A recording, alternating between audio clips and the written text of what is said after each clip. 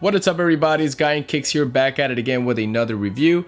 And in today's video is on a New Balance sneaker that is a special edition model that I'm very excited to talk to you guys about. And if you're new to the channel, first time stopping by, and if you liked the video, definitely feel free to subscribe, hit that like button as well. Follow me on Instagram at Guy and Kicks. So without further ado and that out the way, let's jump into it and let's talk sneakers. So today's video is on the New Balance 990 V1 version series.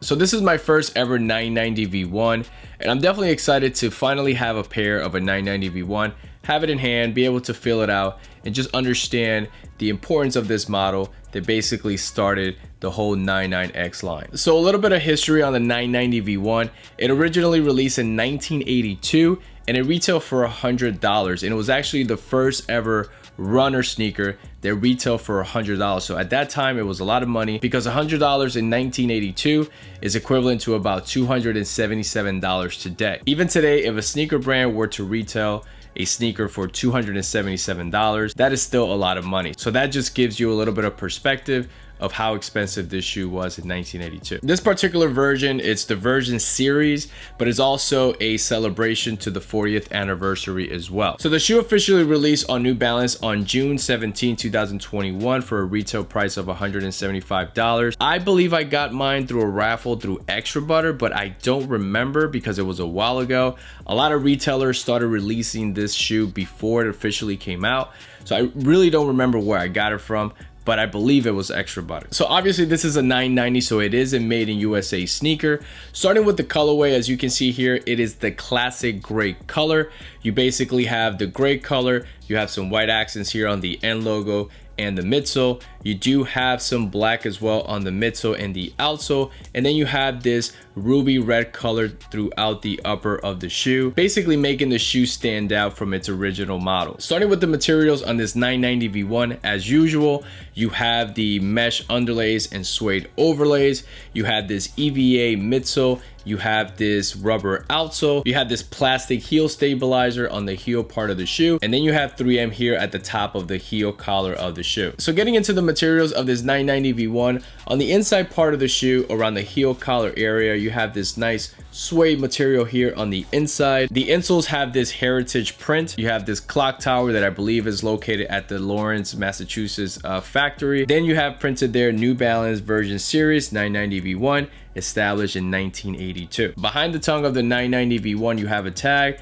that has the New Balance USA, Boston, Massachusetts, the zip code, and Made in USA embroidered. On the front part of the tongue, you have another tag with the New Balance logo embroidered and also the Made in USA as well. As you can see here, you have these all white flat cotton laces, but the shoes also come with a lighter gray color, a darker gray, and then the ruby red color as well. Coming down to the toe box area, you're gonna find that mesh material. The mudguard is made out of this very nice suede material. It's very nice and soft. Moving over to the lateral side, you'll find the N logo in this white leather material. Unfortunately, it's not 3M, so it doesn't have that traditional 3M logo that we've been accustomed throughout the years. As you move down to the heel part of the shoe, you will find this red tag that says version 1. That's just a way to make this version stand out from the original model and pay homage to the 40th anniversary. As you move all the way to the heel part of the shoe, around the heel collar, you'll have the New Balance name embroidered in that ruby red stitching. The material there is 3M. Underneath that, you have this nice suede material. Then you have this plastic heel stabilizer for additional support. This 990 V1 basically sits on this EVA foam, and as you can see here, it's in the white and black color. Moving over to the outsole, it's in this all black rubber material. You have a vibrant outsole, and then you have the New Balance logo here around the forefoot area. I'm assuming the original 990 V1 did not have a vibrant outsole. Let me know in the comments below if that's true. If it didn't, this is obviously an upgrade to this 990 V1. When it comes to sizing, I went with a 9.5, similar to most of my Made in USA New Balances. So for example, if you already own a Made in USA New Balance sneaker and you feel very comfortable with that size, then do the same here with this 990 V1. If you never own a pair Made in USA New Balances, but you own regular New Balance sneakers, or maybe made in England New Balance sneakers, then go a half size down from those. When it comes to comfort, this 990 V1 is not gonna wow you. It's not gonna feel super soft or anything like that. It's a retro 80s running sneaker, so it's gonna feel very firm, very flat. The insole on this 990 V1 is also very thin, as you can see here, so you're not gonna get additional cushioning with a thicker insole. So it is gonna feel very flat and firm here, guys. But overall, you know, the inside is still nice and soft. So overall, it is gonna feel comfortable. I would say in comparison, it'll feel like a 574. All right, guys, so my overall take on this New Balance 990 V1 is credit to New Balance. They did a pretty good job here with the materials. The suede here feels very premium, like always. In terms of the craftsmanship, I do have to say that it is pretty good. You do have a little bit of strings sticking out here and there as usual, right? A little bit of glue residue as usual. The one thing that I do want to point out that's could be a little bit concerning is that the tongue on this 990 V1, in terms of it being stitched here around the toe box, for some reason, at least for me, the way I see it, it doesn't look as secured as it should be. So if you're someone who, when you put on your shoes, you like to pull the tongue very hard and then tie your shoes, I would be a little bit careful with these because, like I said, it doesn't look as well stitched in as it should. But it might be, but at least from looking at it from this angle, like looking at it from the inside, it doesn't look like it is. So just kind of be careful with that. Another thing that I like about this version is that the gray on this 990 V1, it is a little bit darker than the gray on like a 992 or 990 V5. So I do like that very much. You know, in terms of the comfort, like I said already, it is very firm and flat. So it's not gonna be a New Balance sneaker that, you know, you're gonna put on and feel like, wow, this is super comfortable.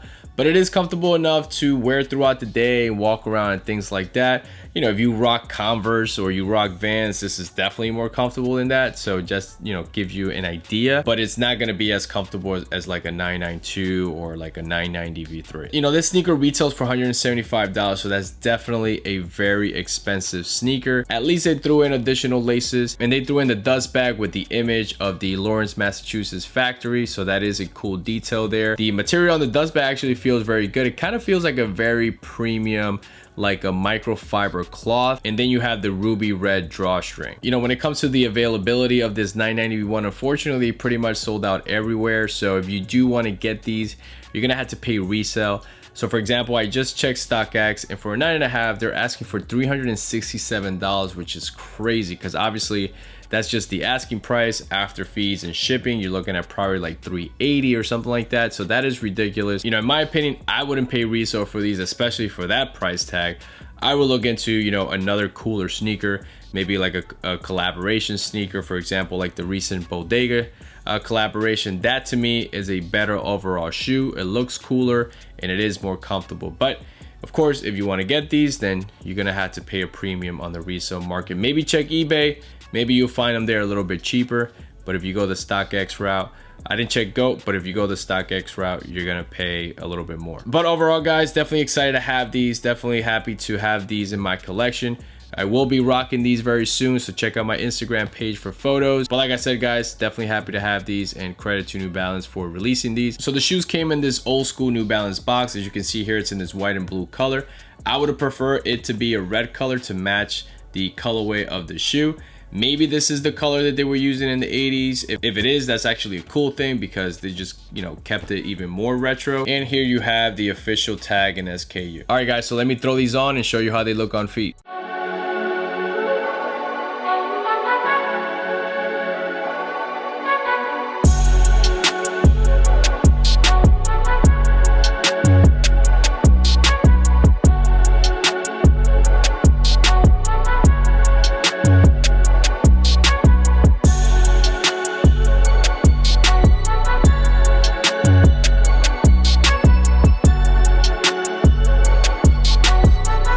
So that's it, guys. Hopefully this video brought you a detailed look of this New Balance 990 V1 version series or anniversary edition. Let me know in the comments below you were able to get a pair of these. Also, let me know if you've owned a pair of 990 V1s already, and just let me know some of the differences that you've seen from the original model to this new version. And if you're new to the channel or you've been here before and you haven't subscribed yet, definitely feel free to do so below.